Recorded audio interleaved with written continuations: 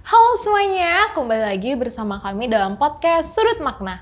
Nah, kali ini kita sudah berada di tempat yang pastinya bagus banget ya teman-teman, karena kita sedang ada di studio. Wah, kira-kira studio apa nih? Nah, sebelum kita lanjut, hari ini kita akan membahas tentang usaha kecantikan. Dan narasumber kita pada hari ini, nggak usah diraguin lagi, pokoknya udah profesional banget. Cantik, aduh pokoknya luar biasa deh. Yap, nggak salah lagi teman-teman. Ada Kak Prey di sini. Hai Kak Prey. Halo Renata, halo semua. Oke, mungkin Kak Prey bisa kenalan dulu kali tentang usahanya, terus namanya dan lain sebagainya mungkin. Oke, jadi kalau saya namanya Pricey, tapi bisa dipanggil Prey. Kak Prey, terus usaha ini namanya Alis Beauty Bar. Kenapa Alis Beauty Bar? Karena Alis ya, kalau orang Indonesia Oke. kan karena saya itu adalah artis sulam alis, selain teknisian eyelash juga. Jadi Kak Pre itu namain alis biar orang tuh mengenal gitu, oh alis gitu. Jadi buat sulam alis gitu. Jadi Biar alis gampang Beauty ya Bar. gitu Bener, diingatnya. biar Oke. gampang. Dan ini adalah studio Kak Pre, nggak besar tetapi menurut Kak Pre cukup untuk servis ke setiap klien one by one gitu. Ini udah nyaman banget sih Kak menurut Renata Oh, ya. terima Udah kasih. enak banget lah pokoknya tempatnya. Oh ya, kalau boleh tahu alasan Kak Prey untuk terjun ke dalam dunia bisnis ini apa ya? Alasan? Mm-mm. Alasan karena pertama saya passionnya di sini ya Renata. Kayak Kak Pre itu pernah kerja di tempat lain, jadi kerja sama orang. Tapi Kak Pre juga punya passion di beauty seperti mempercantik mata, mempercantik muka biar nggak jelek-jelek amat ya dilihat ya. Jadi Kak Pre memfokuskan diri untuk kenapa nggak nyoba buka sendiri? Kenapa harus Kak Pre yang datang ke tempat servis? Kenapa bukan Kak Pre yang memberikan servis itu gitu? Sambil memberikan servis kepada diri sendiri gitu. Keren banget ya, pantas cantik kayak gini ya. Gitu semua yang cantik ya, perlu dipoles dikit. Oke, kalau untuk persiapannya selama mau bangun usaha ini banyak kendala-kendalanya nggak sih Kak? Banyak. Ya? Tapi karena kalau Kak Pre pasti akan memulai suatu langkah itu sebelumnya tanya sama Tuhan dulu kan. Tuhan boleh nggak aku nih mau punya plan segini? Tuhan berkenan nggak? Dan dari jawaban-jawaban itu kan, dari jawabannya Tuhan pasti kita ada diberi sejahtera, damai sejahtera. Jadi bisa lanjut. Kendalanya banyak pasti, tapi kendalanya bisa tersolusi. Wah, gitu. keren banget. Jadi nggak harus takut untuk mencoba gitu ya Kak?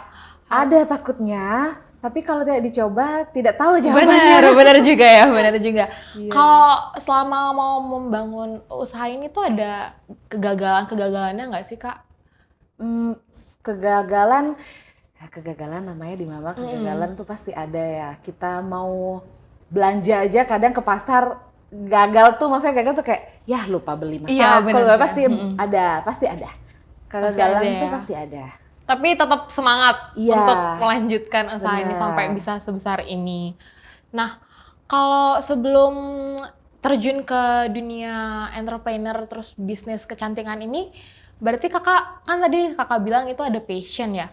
Itu berarti ada ikut kayak seminar atau apa gitu dulu Iya. untuk membangun hal-hal yang kayak gini gitu. Betul, ada. Jadi ikut kalau kita di sini bilang sekolah ya. Sekolah. Jadi ada sekolah, ada kursus, itu yang Kak Pre lakukan agar supaya pertama dapat ilmu, kedua dapat sertifikat diakui secara legal, dan ketiga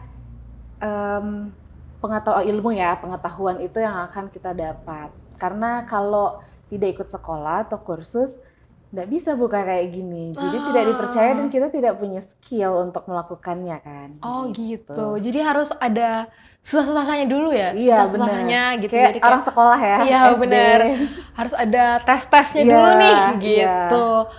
Kalau selama kakak buka Alis Beauty Bar ini kan pasti banyak customer yang hadir gitu ya. Pasti nggak ada orang yang kadang komplain gitu pasti kan. Iya. Itu pernah nggak sih Kak ada yang sampai nyakitin hati banget gitu, sampai kepikiran gitu mungkin? Pernah. Pernah ya? Kalau kepikiran, kalau Kak Prey sih karena dulu Kak Prey kerjanya sebagai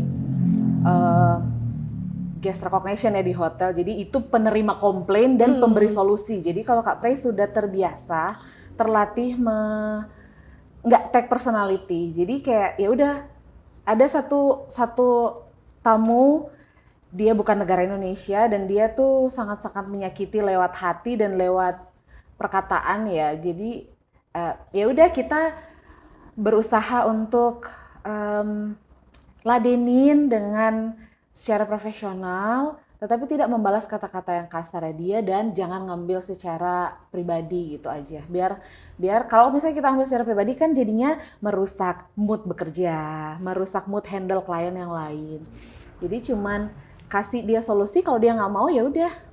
Gitu. Okay, yang penting gitu. kita di posisi benar, nggak salah. Kalau misalnya kita ada yang salah pun tetap caranya adalah kita memperbaiki kesalahan. Jadi kita tawarin dia another treatment atau tawarin dia solusi yang lain. Kalau dia ambil syukur, kalau dia nggak ambil ya nggak apa-apa. Gitu. Bisa bagi tips nggak sih Kak? Kalau misalnya Kakak kan mungkin ada nailis yang lain gitu yang di bawah tangan kanan Kakak gitu. Pasti mereka juga kalau kayak baru pertama kali bekerja di sini pasti kayak berpikir, aduh kok kayaknya ini berat ya berhadapan dengan klien gitu. Ada nggak sih Kakak kasih solusi sama mereka kayak cara ngadepin klien itu kayak gimana gitu? Ada.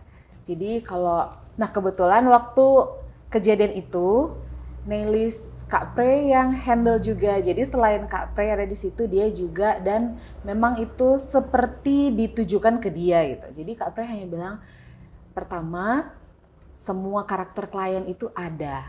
Jadi semua kan kita manusia tuh beda-beda nih. Ada yang baik, ada yang enggak, ada yang sopan, ada yang enggak gitu. Caranya adalah hadapin dia, dengerin dia, sampai dia berhenti bicara. Kita bisa merespon dengan tutur kata yang baik, sopan, tetapi tegas. Untuk memberitahu dia kalau kamu tuh sebenarnya, misalnya contoh, dia komplain tentang bulu mata. Aku tuh minta bulu matanya tuh bukan yang seperti ini, aku minta tuh yang seperti ini. Dan ternyata kita itu sudah menjelaskan dengan baik dari awal, dan dia tidak mendengar atau dia blame kita. Jadi dia kayak nggak mau tahu, aku mau blame kalian aja biar aku dapat gratis misalnya, itu tujuannya dia gitu. Jadi kita akan menjelaskan prosedur kita yang benar dari awal yang kita sudah lakukan. Kemudian terakhir kita tawarin dia, jadi kamu mau kayak gimana? Jadi ada penjelasan, ada offering, ada penawaran, dan kemudian ada solusi. Kalau 3 ini kita sudah kasih ke dia dan dia tetap masih marah-marah, kita biarin. Jadi Kak Prey bilang ke staff, biarin dia, nggak apa-apa. Dia mau mengancam, mau membuat review yang jelek kah, atau dia mau tetap berkata-kata kasar kepada kita, biarin aja, kita nggak salah ladenin. Dan yang terakhir, jangan ngambil itu secara pribadi. Karena kalau dalam pekerjaan itu tidak boleh segala sesuatu tuh diambil secara pribadi. Karena berbeda ya, urusan pribadi, urusan hati dengan pekerjaan itu beda gitu. Keren banget ya Kak Prey ini bisa ngasih solusi gitu yang terbaik gitu ya. Kalau misalnya selama buka Alice Beauty Bar ini, pernah nggak sih Kak di titik jenuh gitu kayak, wah kayaknya kok lelah banget ya gitu. Pernah nggak Kakak ngerasa kayak gitu? Nggak pernah sih, karena Wah, masih baru keren ya. banget. Mungkin orang yang punya beauty bar yang udah 50 tahun itu mungkin. Tapi kalau Kak Prey itu punya kenalan, ada yang sudah punya salon 35 tahun, dia dari masih punya anak kecil sampai sekarang dia sudah jadi dadong-dadong. Wow. Iya, dan dia tetap semangat. Jadi itu jadi patokan buat Kak Prey. Dia bisa handle moodnya, handle frustasinya. Saya pun pasti bisa nanti gitu. Kalau sekarang Kak Prey nggak ada sih di titik jenuh karena memang masih baru dan itu passion gitu. Balik lagi. Nah Kak Prey, kita kan pasti sering dengar ya kalau perempuan itu nggak usah sekolah tinggi-tinggi deh, nanti balik ke dapur, atau perempuan itu nggak usah punya mimpi yang terlalu tinggi, nggak usah mikir yang buka usaha, atau juga nanti ujung-ujungnya ke dapur. Menurut Kak Prey, pendapat Kak Prey tentang hal itu gimana sih? sampai kan Kak Apri ini udah punya usaha nih gitu. Berarti kan ada step by step yang Kak Apri lalui sehingga mendapatkan sampai sekarang gitu. Pernah nggak Kak Apri dapat omongan-omongan kayak gitu sampai hampir buat Kak Apri ngedown gitu. Jadi kayak nggak usah deh, kayaknya nggak usah dilanjutin gitu. Ada sih waktu Kak Pre masih kerja di tempat lama. Kalau ibu-ibu biasa ibu-ibu yang ibu-ibu pekerja dan ibu rumah tangga tuh pasti ngomong kayak gitu kan. Kenapa sih tuh kamu juga sudah punya suami yang bekerja? Kenapa kamu kasihan anak kamu itu kayak gitu dan bla bla bla. Balik lagi ke personality kita ya. Kalau Kak Pre menanggapi itu enggak sih, enggak seharusnya maksudnya orang itu berbicara seperti itu gitu. Karena laki-laki dan perempuan itu sama ya kodratnya, levelnya sama. Toh juga the best chef in the world siapa? Laki-laki, bukan perempuan. Jadi sama gitu, skillnya tuh sama. Yang penting menurut Kak Pre, kamu bisa masak, kamu bisa bekerja, itu sesuatu hal yang baik dan komplit ya. Tapi kalau kamu belum bisa masak, tapi kamu bisa cari uang, itu lebih baik. Maksudnya baik gitu, karena kamu nggak diem gitu, kamu cari duit juga gitu. Karena di dunia sekarang,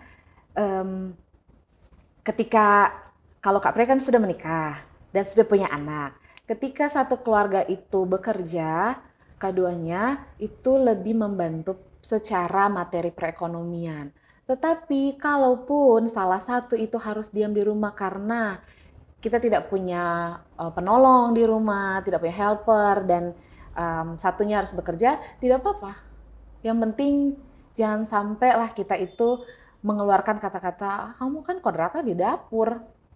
Ya udah di dapur aja, enggak juga gitu sih. Alangkah baiknya ketika kita bekerja sebagai perempuan, kita pun bisa menolong di rumah seperti masak buat makan kita, makan suami, atau makan anak atau ibu gitu. Wah, pembelajaran banget buat saya ya.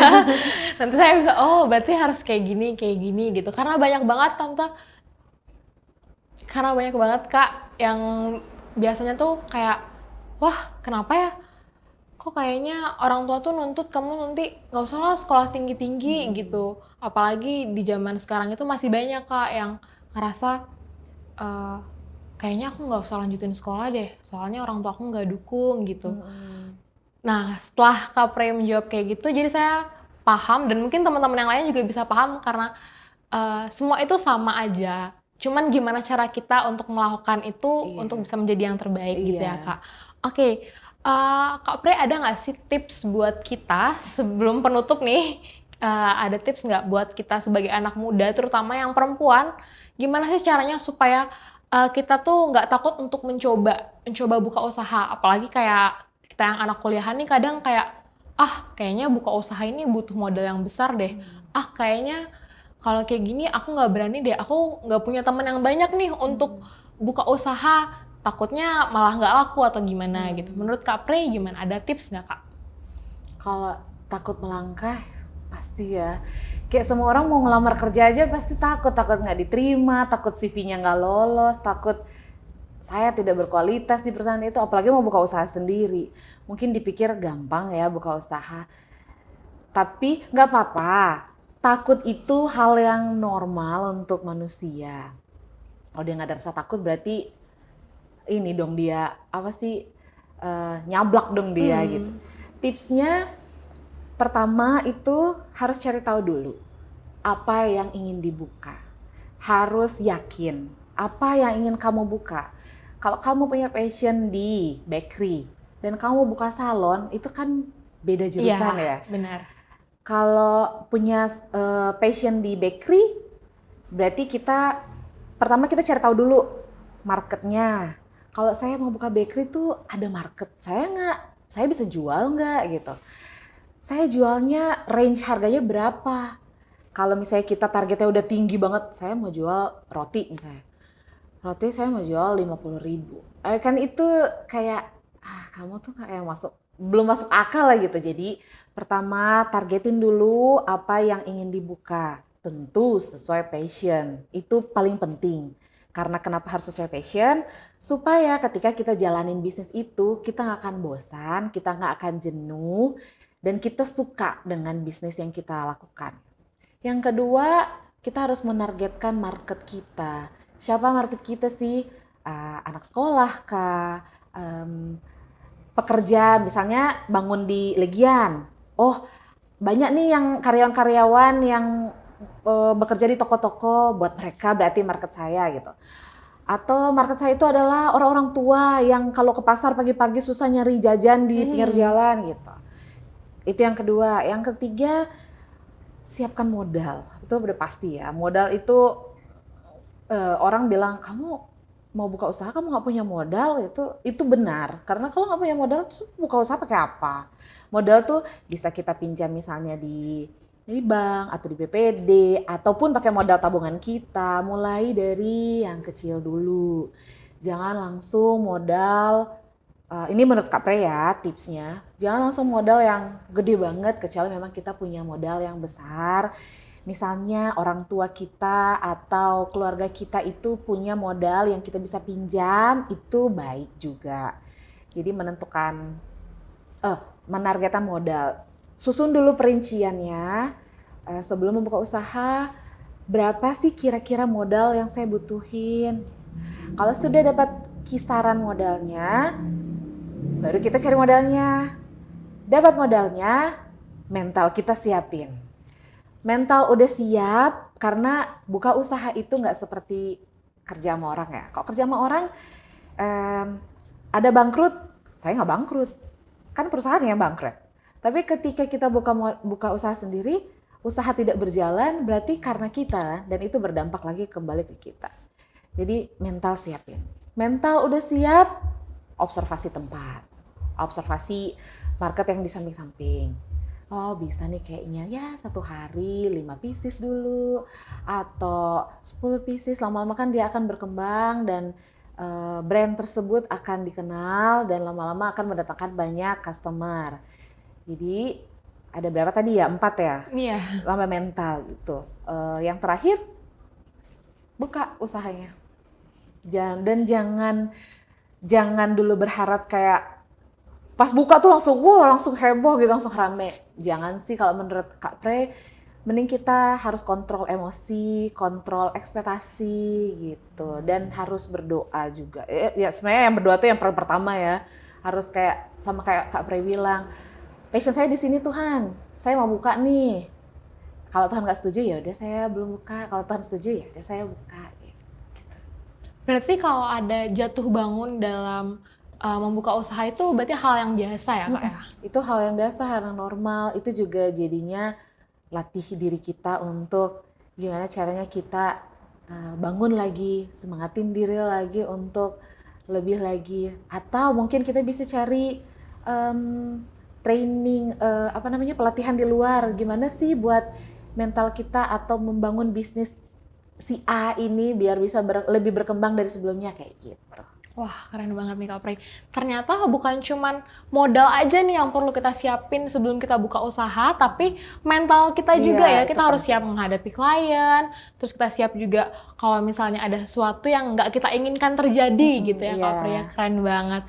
Oke Kak, sebelum kita closing, kita punya jargon nih Kak. Jadi nanti kalau misalnya Renata bilang ADB, Kakak bisa balas always do the best gitu ya. Oke. ADB, always do the best. Oke, thank you banget Kak Pre atas inspirasinya gitu. Kayak keren banget. Aku jadi kayak wah kayaknya keren nih kalau misalnya mau buka usaha tuh ada semangat lagi gitu Kak. Supaya kita nggak terlalu memikirkan kayak omongan orang yang nggak usah deh kamu buka usaha gini karena kamu perempuan ujung-ujungnya bakal ke dapur. Itu harus dipatahkan ya teman-teman ya. Kita harus punya pendirian, kita harus bangkit dari hal-hal yang sebenarnya itu salah jalannya gitu. Kita punya tujuan hidup yang harus bisa menjadi lebih baik kayak gitu. Oke, sekian dulu ya Kak Pre. Thank you so much. Sama-sama. Bye-bye semuanya.